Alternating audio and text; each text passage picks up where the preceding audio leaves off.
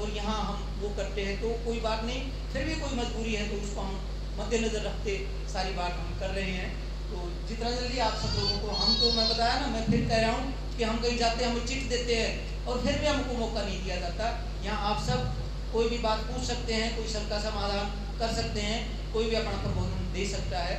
तो आप सब बताएं, आप सबका स्वागत है, सब बोलिए फटाफट जैसे भी है, और इस महान मंगल समारोह का हम जैसे भी वो करें, क्योंकि मेरे मुँह से अच्छा नहीं लगता। मैं चाहता, मैं तो आज का महान मंगल दिन क्या, मैं तो हर संडे यहाँ बुद्ध विहार में अपना डेडिकेशन देता हूँ। हर बुद्ध विहार में यहाँ उठता हूँ, हर बुद्ध विहार मैं अपना सेकंड और फोर्थ सैटरडे कोई अपना पर्सनल काम देता हूँ, नहीं तो मैं हर संडे को यहाँ उठता हूँ। तो आज तो मेरे लिए बहुत महान मंगल।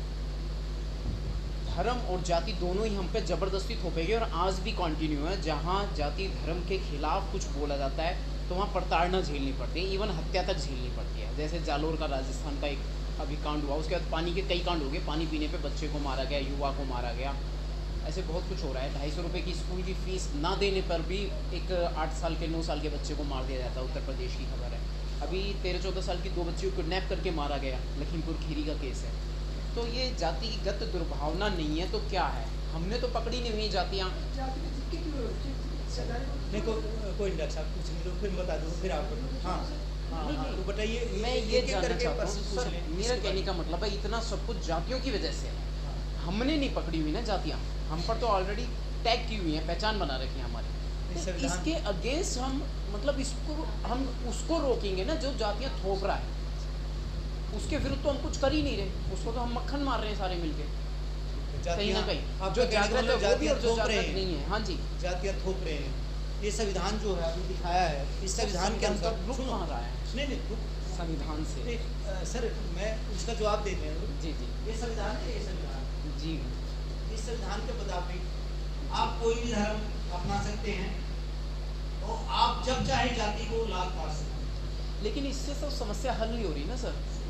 देखो वो ठीक है आपका, तो ये प्रश्न भी सही है कि आपका इन सभी बातों का, हाँ जी, इन सभी बातों का डॉक्टर अम्बेडकर ने जवाब दिया है। मैं मेरे अपने कोई शब्द नहीं है, मैं डॉक्टर अम्बेडकर की तरफ से बता रहा हूँ कि 13 अक्टूबर 1935 को येवला में डॉक्टर अम्बेडकर ने धर्मांतरण की घोषणा की।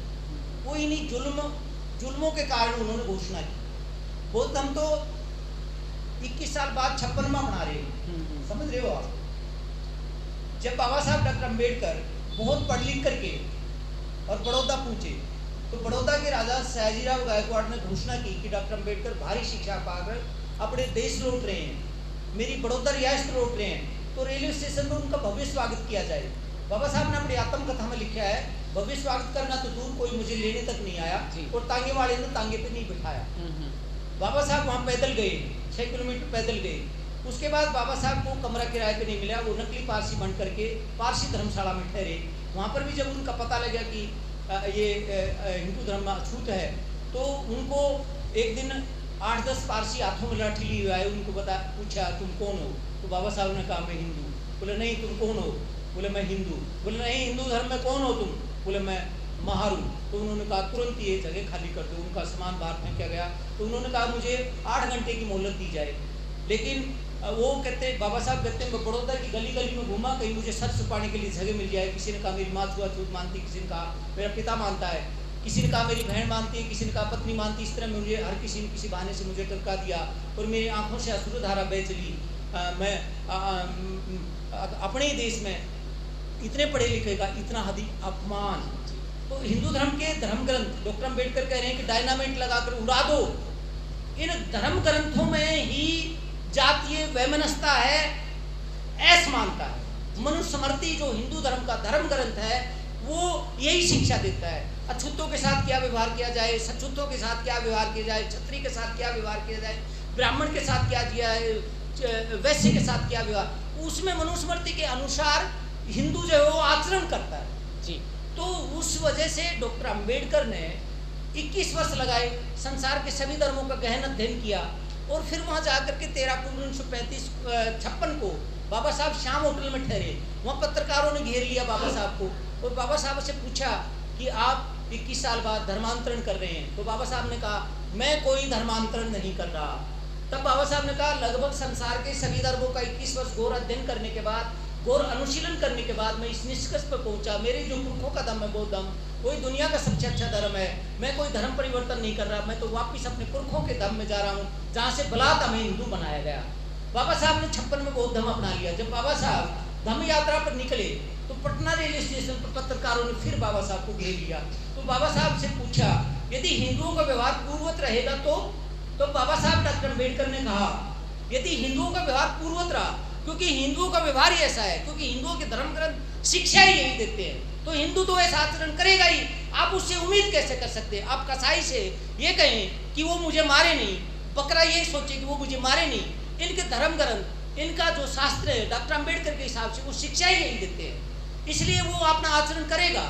उसमें जो मनुस्मृति में जो प्रोविजन है, भाई ब्राह्मण के साथ ये करना है, ब्राह्मण को ये अधिकार है, क्षत्रिय को ये है, वैश्य को ये है, अतिशूद्र को ये है, वो उसके हिसाब से आचरण करता है, वो तो अपने धर्म का पालन करता है। तो आप उस धर्म में रहते हो, क्यों रहते हो? फिर बाबा साहब ने ये कहा कि मुझे तो ये धर्म ही नहीं, ये तो एक षड्यंत्र दिखाई देता है। फिर बाबा साहब ने अपनी 22 प्रतिज्ञा में दिया, बाबा साहब ने अपने 22 प्रतिज्ञाओं में लिखा है, वो 22 प्रतिज्ञा लेना आनंद बेटे जो डॉक्टर अम्बेडकर, उसमें कहा है मनुष्य मात्र की उन्नति के लिए हानिकारक, मनुष्य मात्र की उत्कर्ष के लिए हानिकारक और मनुष्य मात्र को असमान और नीच मानने वाले मैं इस पुराने हिंदू धर्म का त्याग करता हूं और बौद्ध धर्म को स्वीकार करता हूं। ये डॉक्टर अम्बेडकर कह रहे हैं। डॉक्टर अम्बेडकर क्या कह रहे हैं? मनुष्य मात्र की उन्नति के लिए हानिकारक, मनुष्य मात्र को असमान और नीच मानने वाले इस पुराने हिंदू धर्म का मैं त्याग करता हूं, बौद्ध धर्म को स्वीकार, मतलब हिंदू धर्म करता ही है असमान का, फिर उससे आप उम्मीद कैसे करेंगे? आप वहां लोगों ने मेघवाल समाज बना लिया। आज मेघवाल कहाँ है? वो मेघवाल उस बच्चे के साथ दुर्व्यवहार किया, मेघवाल कहाँ है? ये बौद्ध धर्म आपको बाबा साहब डॉक्टर अम्बेडकर ने कहा यदि हिंदुओं का व्यवहार पूर्ववत रहा तो हम अंतर्राष्ट्रीय न्यायालय जाएंगे और बौद्ध राष्ट्रों से सहयोग लेंगे। कितने बौद्ध बने? ये संविधान आपको आजादी दे रहा है, लेकिन यदि आगे चलकर इस आजादी को रोक दिया गया तो फिर क्या होगा? आज तो आपको आजादी है ना, कितने लोग बौद्ध बने? फिर इस धर्म से कैसे? डॉक्टर अम्बेडकर कह, मैं थोड़ी कर हिंदुइज्म, हिंदू धर्म के लीला अवतारों की पोल पर पोल, मैं थोड़ी कह रहा हूँ। ये कह रहा है कि रामकृष्ण या हिंदू धर्म के देवी देवता क्या थे? Leaders of Hinduism. मेरी तरफ से मेरा कोई भी कथन नहीं है, मैं जो कह रहा हूँ डॉक्टर अम्बेडकर के अनुसार से कह रहा हूँ, डॉक्टर अम्बेडकर के अनुसार मैं आपको जवाब दे रहा हूँ। और सब चीज बाबा साहब ने हम बौद्ध क्यों बने? बाबा साहब को प्रलोभन दिया गया, हैदराबाद के निजाम ने 2 करोड़ की पेशकश की, महाराजा पटियाला भूपेंद्र ने अपनी बहन की शादी की पेशकश की, अन्य धर्मों वालों ने पता नहीं क्या क्या पेशकश की, लेकिन बाबा साहब ने नहीं, सब चीजों को ठुकरा दिया। 2 करोड़ की पेशकश 56 में, आप सोचिए बाबा साहब बिके नहीं। बाबा साहब 20,000 कर्जे में गए, आज एक एमएलए बन जाता, पति करोड़ों अरबों का मालिक हो जाता है, वो दुनिया का सबसे ज्यादा पढ़ा लिखा व्यक्ति, सबसे धनवान होना चाहिए था। हम उसके अनुयायी वायुयानों में जा रहे हैं, विदेशों में वायुयान, वो वहां गए बेचारे, ट्रेन से गए, मधुमेह की बीमारी, चल फिर नहीं सकते थे, वायुयान से जल्दी सफर दूर तय हो जाता।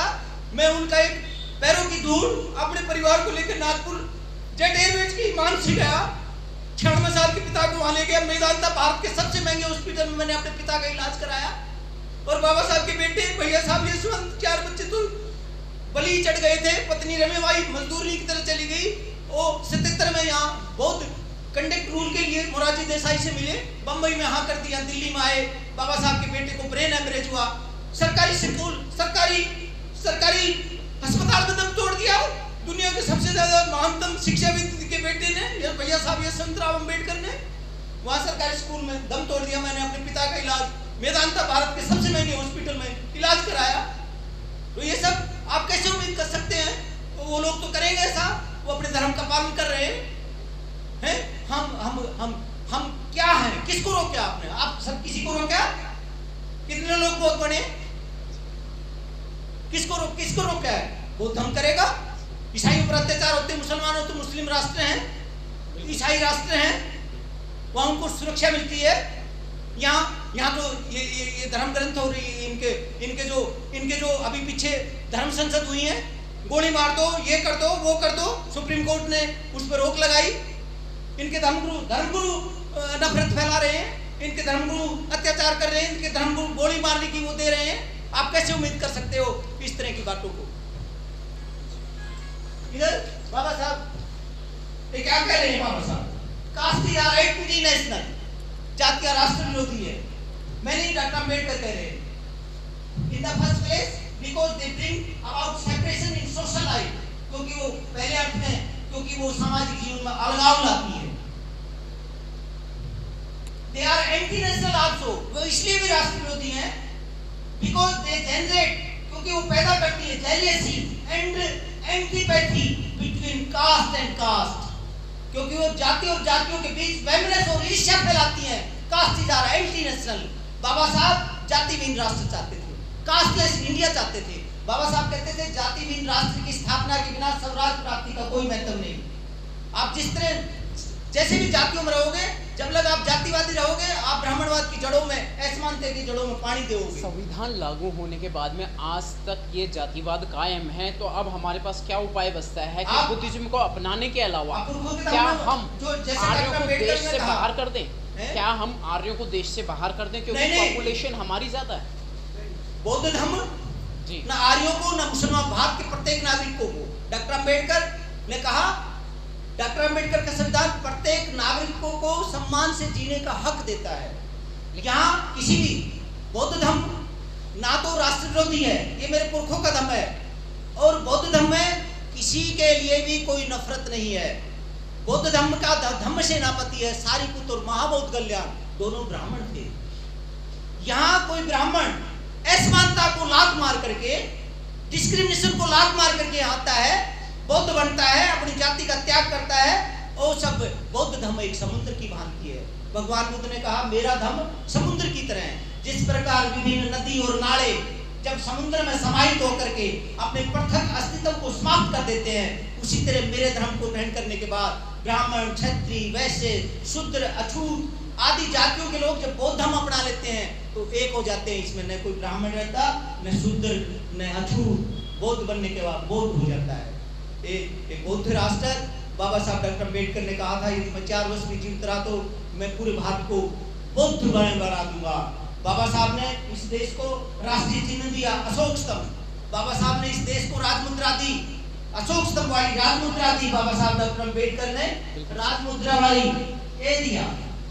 उसको एक साजिश के तहत विमल जालान गवर्नर ने ये कह करके बदल दिया कि इनमें नकली नोट आ गए हैं, और इसलिए नकली नोट आ गए तो पकड़ो ना। ये राजमुद्रा बाबा साहब ने अशोक स्तंभ वाली दी थी। ये राजमुद्रा थोड़ा सा कोई सहयोग कर दिया करो भाई। ये सारी राजमुद्रा दिखाओ, ये सारी अशोक स्तंभ वाली राजमुद्रा है। 2005 में शायद विमल जालान एक गवर्नर थे, 5 में थे, 6 में एक साजिश के तहत इस राजमुद्रा को गांधी छाप दिया गया।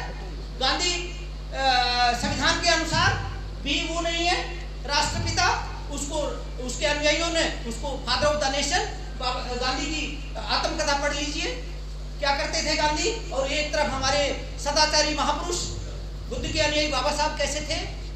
तो ये सब चीजें ये बाबा साहब ने राजमुद्रा दी, राष्ट्र ध्वज ये बाबा साहब ने राष्ट्र ध्वज दिया, ये बुद्ध का धम्म चक्र दिया, राष्ट्र ध्वज दिया, राजमुद्रा दी, राष्ट्रीय चिन्ह अशोक स्तंभ दिया, और चौथी न्यायालय की मोहर वो भी अशोक स्तंभ वाली है। जब जज न्याय करता है, मोहर लगाता है, वो भी राजमुद्रा है।